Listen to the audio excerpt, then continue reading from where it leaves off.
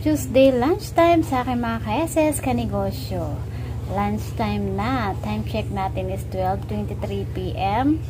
October 15, 2024. So, late na naman ang gising ang yung tindera ngayon Tuesday. Kaninang umaga kasi nagising tayo ng 5:24 a.m. na. Hindi tayo nagising sa ating alarm. Kasi naman sobrang sakit talaga ng ulo ko simula kahapon. Tapos expect ko nga, sabi ko sa isip ko kagabi dahil nga hindi rin ako minom ng gamot.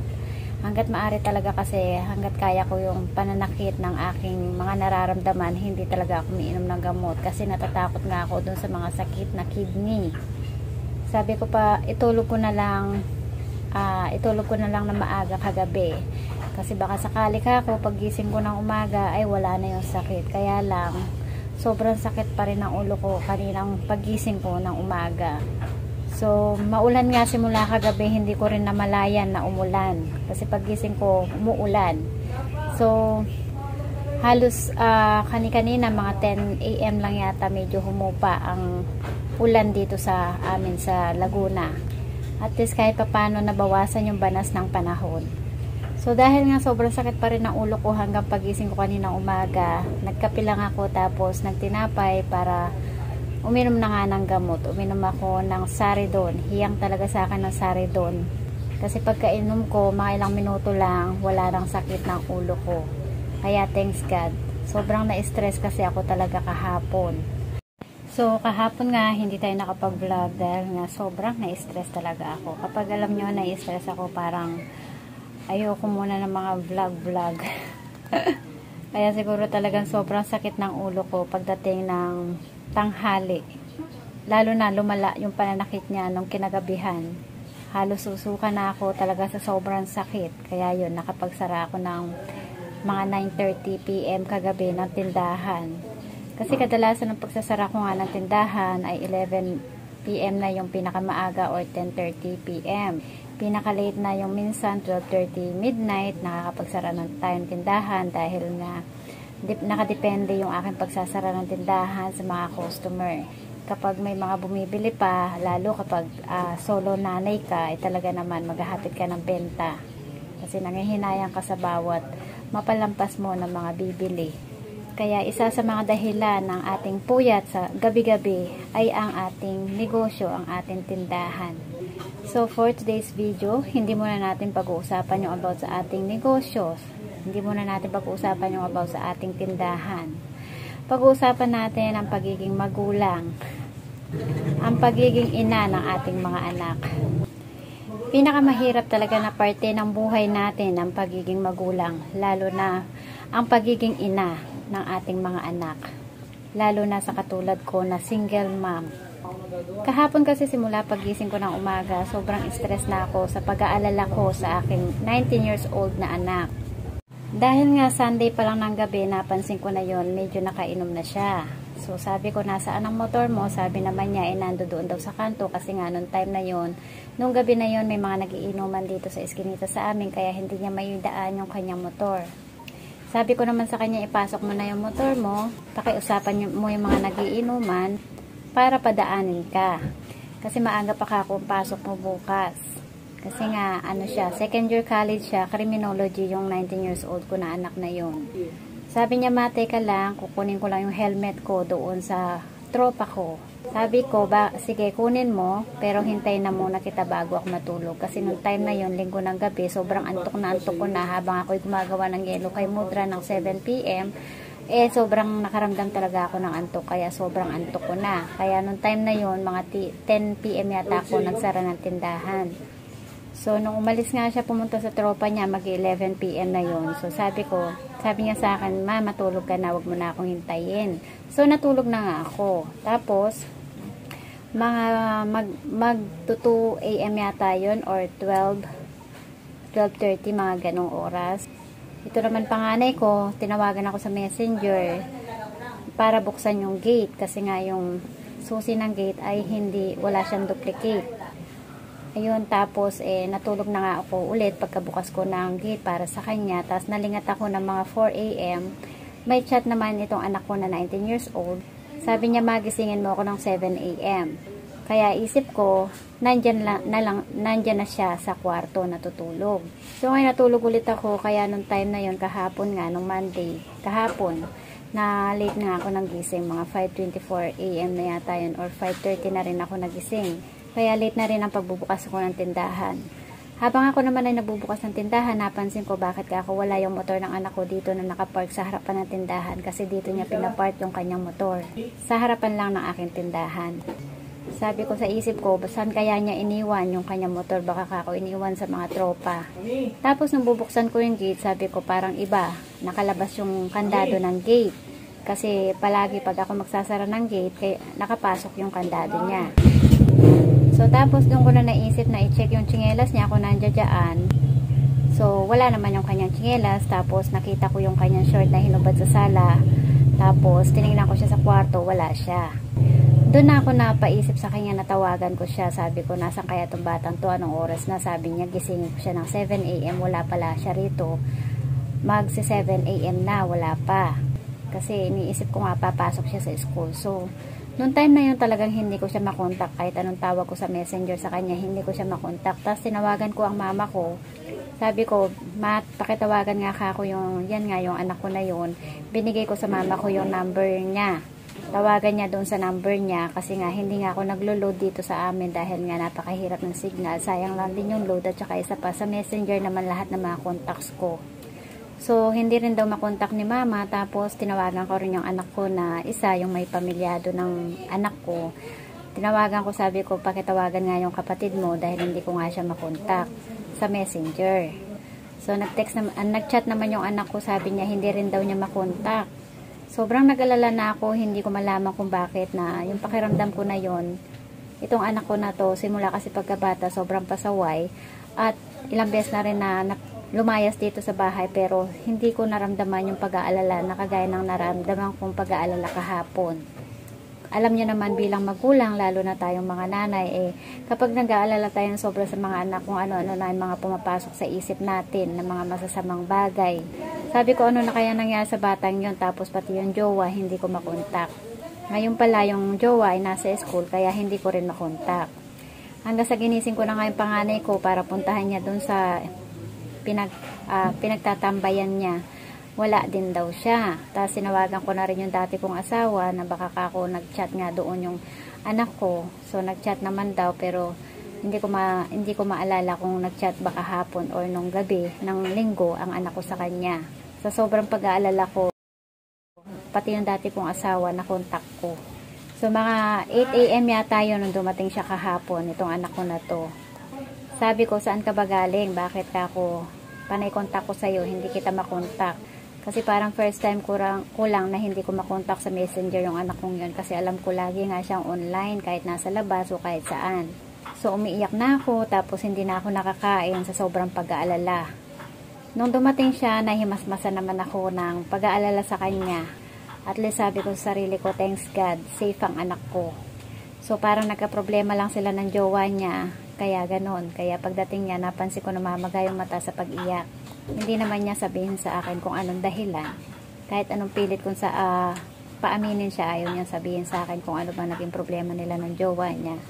So ngayon, pagkatapos itong problema ko sa pag-aalala ko sa anak kong ito na 19 years old, maya-maya naman ito naman anak kong panganay. Dumadaing naman sa kanyang motor dahil nasa siya pang kanyang motor. Kailangan naman ng 12K para mapagawa. Sabi ko, bakit ganun kalaki ng halaga ng kailangan?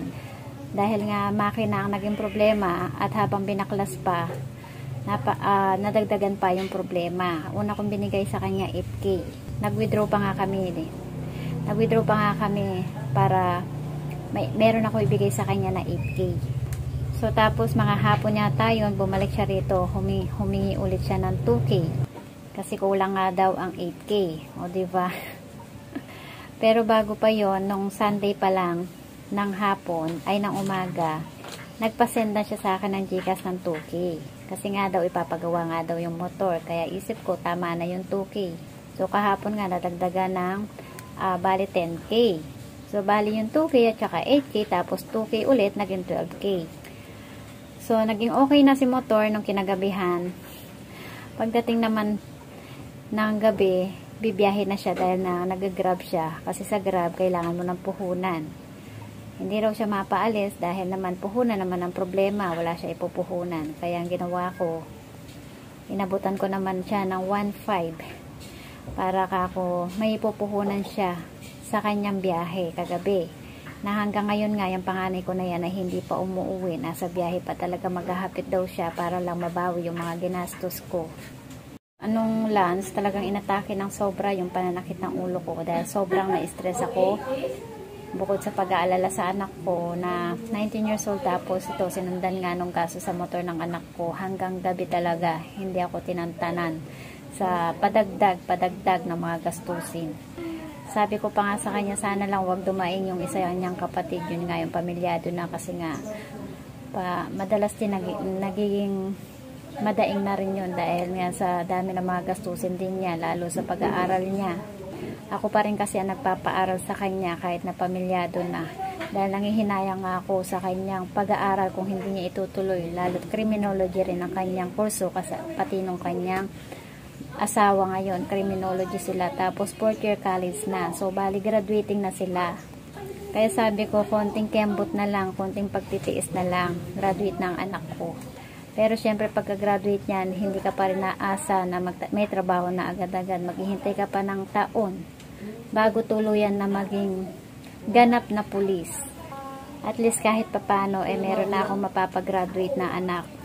Kasi itong panganay ko, tumigil siya ng ilang taon na rin siya napatigil sa kanyang pag-aaral. Isang sem na lang yan, tapos na dapat siya engineering. Dahil nga gumawa ng problema simula nung nabroken sa kanyang ex-girlfriend. Kaya yun, napatigil sa kanyang pag-aaral. So balak daw niyang ituloy yung kanyang pag-aaral kapag nakagraduate na itong kapatid niyang isa. Kasi kahit papano, tumutulong din naman siya kapag meron siyang pera, kahit papano bibigyan naman niya ng pera yung kapatid niya. Tayong mga nanay, no, talagang kahit anong daing ng mga anak natin, kung minsan sabi natin sarili natin, tiisin natin. Madalas na talagang hindi natin sila matiis. Nandun yung nangingibabaw ang pagiging ina natin para sa kanila.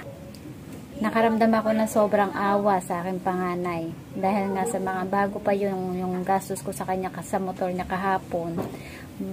Bukod pa yon sa mga naunang buwan na mga ginastosan niya yon, dahil palagi na lang nagkakaroon ng sira sa kanyang biyahe. Hindi ko maintindihan, pero talagang kahapon sobrang awang-awa ako sa kanya. Naawa ako sa kanya, na naawa rin ako sa sarili ko kung minsan.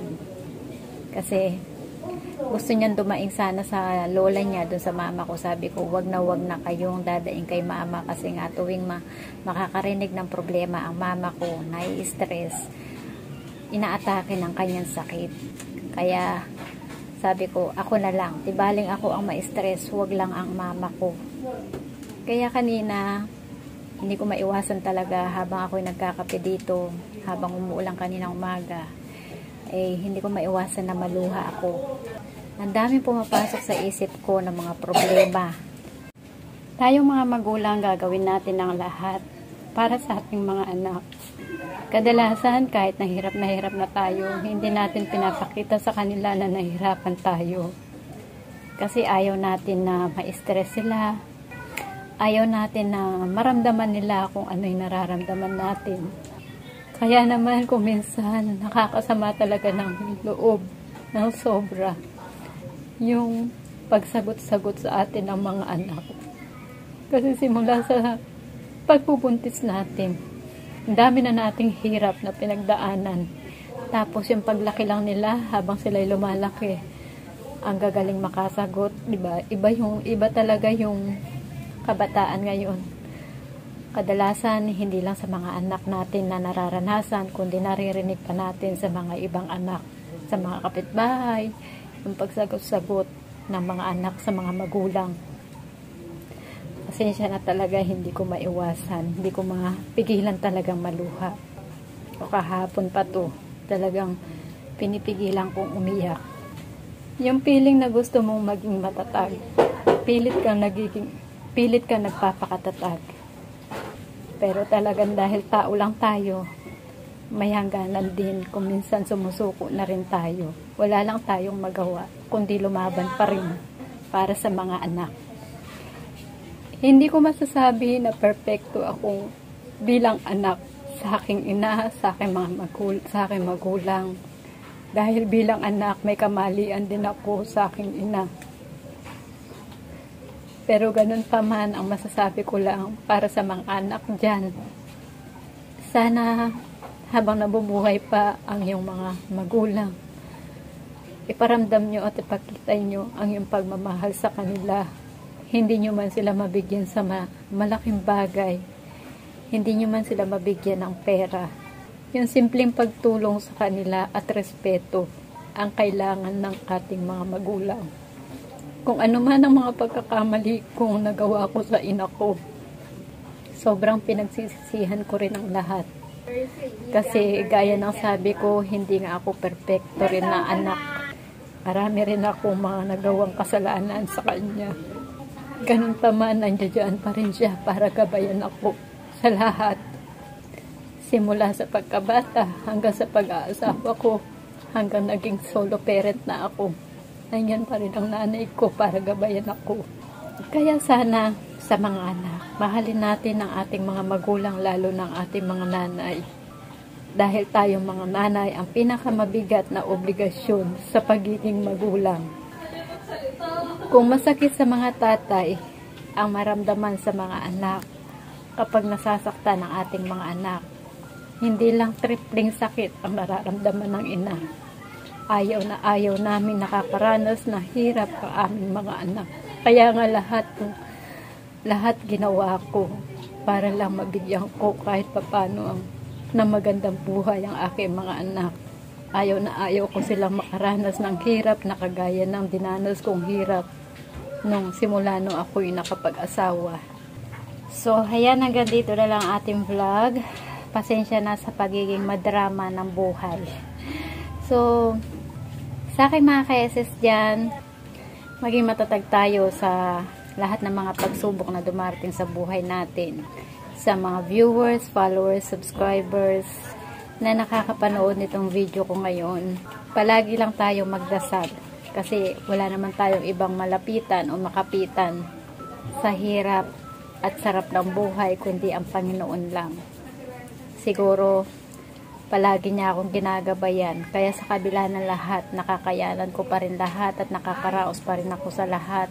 Kahit na sa kabila nito ay solo parent ako. So, hanggang dito na lang. Thank you for watching and see you on my next vlog. Bye-bye.